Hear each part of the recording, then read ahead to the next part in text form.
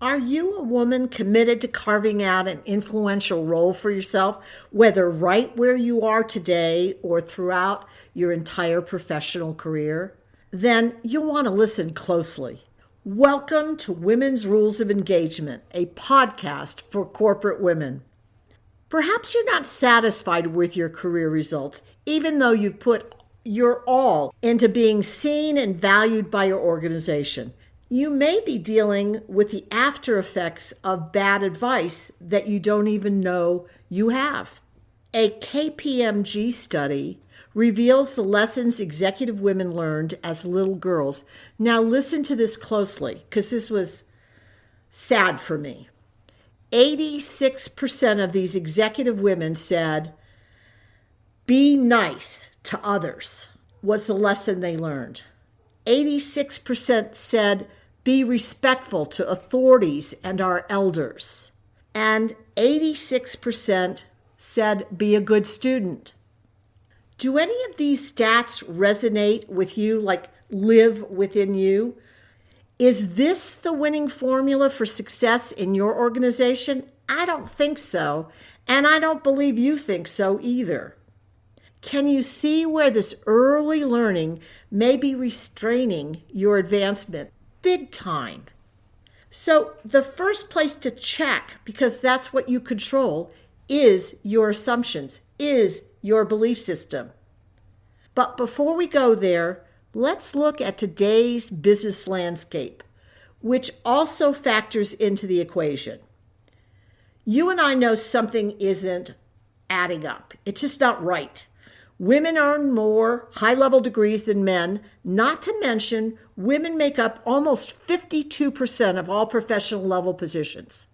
And yet, women still fall way behind where it counts in the arena of authority and influence.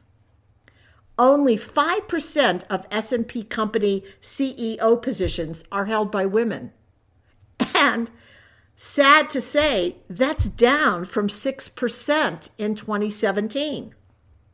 Let's face it, this leadership imbalance doesn't appear to be turning around anytime in the near future.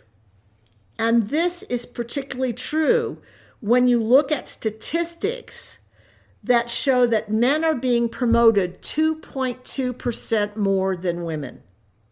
But I have to tell you, statistics are only one way to look at the issue. And it's a very narrow way of looking at it. Yes, like you, I'm angry that the glass ceiling has barely been breached after all these years. Progress is way too slow in my mind. But know this, it's your time. You're on the edge of a systemic, company-wide time when barriers are tumbling down, no kidding. I intend for each and every woman executive that hears me or I work with will be ready to take advantage of this amazing season in our history. The reality is you have very little impact on your company culture. That is, unless you're an executive woman at the senior ranks with the power to transform your company. So what's a lower ranking woman to do? You do have the power and ability to transform any bad advice that is hindering your career progression. That's within your power. Let me share a few career restrictors. If you can relate, start transforming them one by one right now. Number one, bad advice.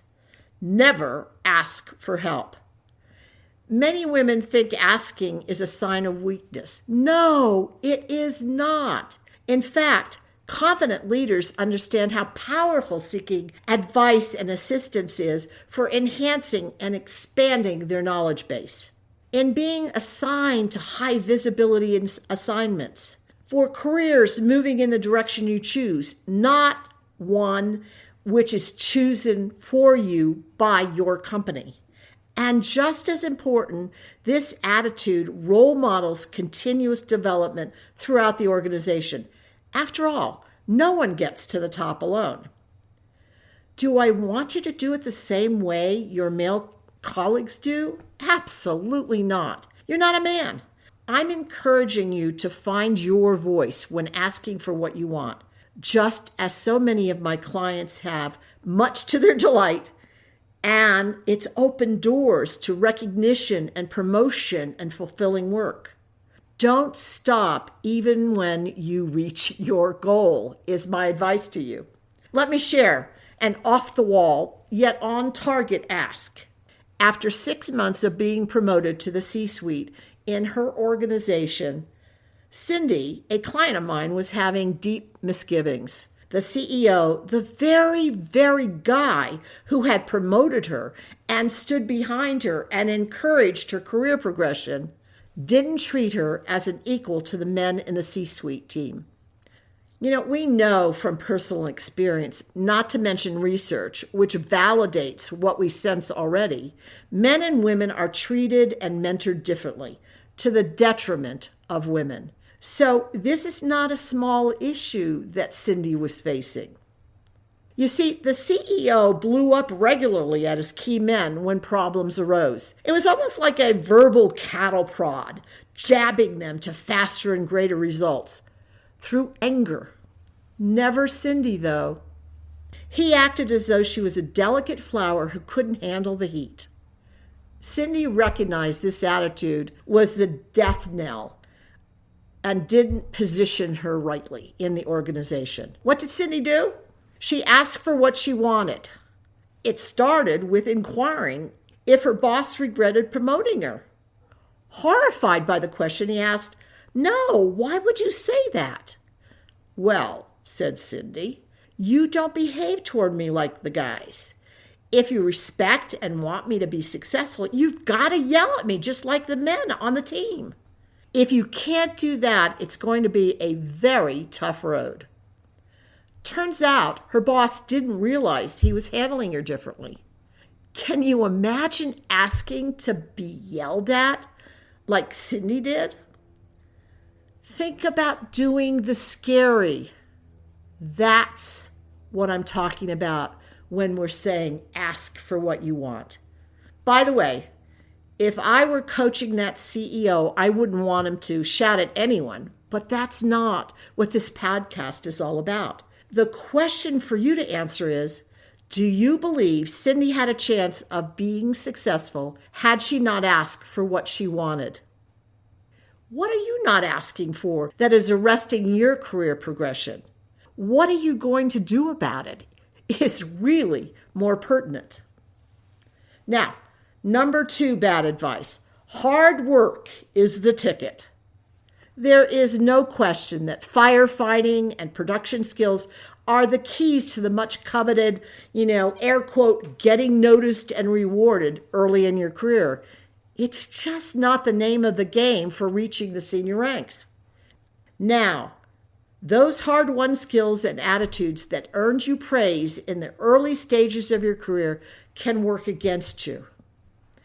At the higher levels, the emphasis is on establishing strategy, not merely completing a lengthy to-do list. It has more to do with using your soft skills to inspire others, not relying exclusively on your own experience and expertise alone.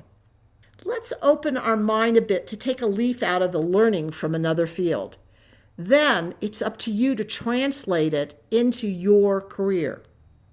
Research shows that figure skaters who practice over and over the leaps and spins they already know and are well versed on remain average to low-level performers. It's kind of akin to women who focus on completing projects on time and under budget as their key to promotion. Whereas above average figure skaters who are driving for that Olympic gold medal practice leaps and jumps they aspire to do but haven't mastered as yet. So are you going for the proverbial goal in your own career by practicing high-level attitudes and skills way before you need them? Senior-level skills honored in any organization or business have more to do with wider-ranging capabilities. Those capabilities are such as communicating concepts and principles, not merely priorities, projects, and tasks. It has way more to do with using soft skills to inspire others, not relying exclusively on your own experience and expertise. Keep in mind, an Ohio University study reveals, and I hate this, women work slightly longer hours than do men, but what they're putting their fingers on, what they're working on, doesn't lead to promotion. So all these women in the study are working hard, there's no question about it. But it isn't earning them what they believe should emerge from their dedicated, nose-to-the-grindstone work ethic. In every company, there are tasks and enterprises identified as leading to bigger, greater future. These are what are noticed and rewarded. But there are other activities that are important to do. They may even be part of your job description, but they don't lead to promotions. I'm not saying hard work isn't part and parcel of today's business model, because it is. Every successful employee, no matter what level of the company, is putting in more than a 40-hour work week. What I want you to appreciate is that hard work alone isn't the secret sauce. It's what you are spending your time working on that accounts for promotion. Number 3, bad advice. Have you bought into persevering against all odds? Surprised I'm saying this is bad advice?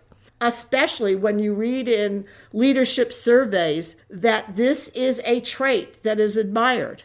And if you followed me over time, you know I too see perseverance as a leadership quality.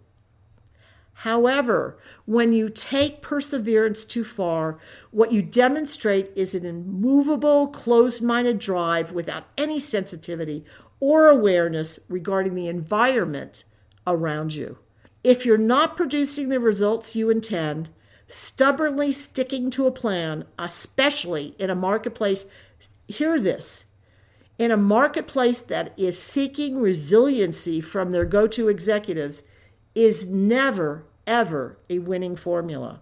Instead, recognize when it's time to do a hard reset, like you do when your computer isn't working for you. I suggest you get quiet and imagine knowing what you understand right now about careers and business and promotion.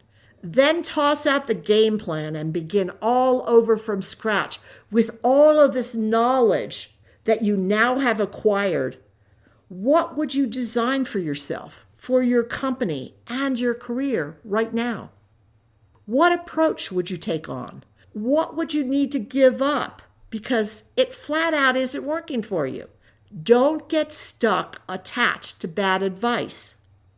I never want you to be one of those heartbreaking executive women who can't wait until they retire because they worked hard with their nose to the grindstone, persevering but never achieved all they desired from their career. Please don't let that be you. Yes, you'll run into roadblocks along the way. Yes, barriers are intended and come up, but they're for your good, to hone your attitudes and skills. They cause you to re-examine and adjust. It's how you achieve a thriving career for yourself. When your career isn't as stellar as you wish, it's time to upgrade or even create a fresh plan of action. It always starts with transforming any internal limitations that hold you back.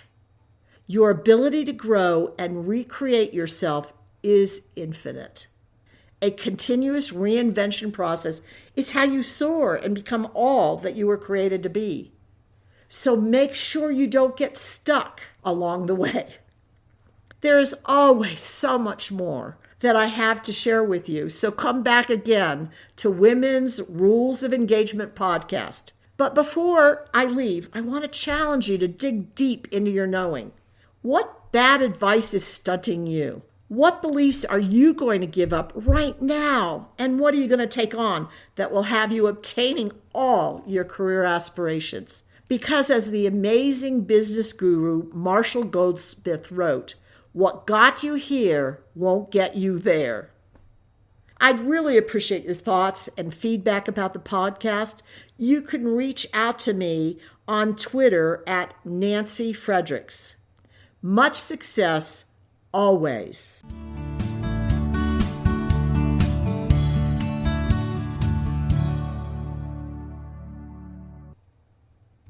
I'm thrilled you've listened to the Thrive with Nancy podcast. My intention is to offer quick tips designed for you to apply right away, ones that will boost your career immediately.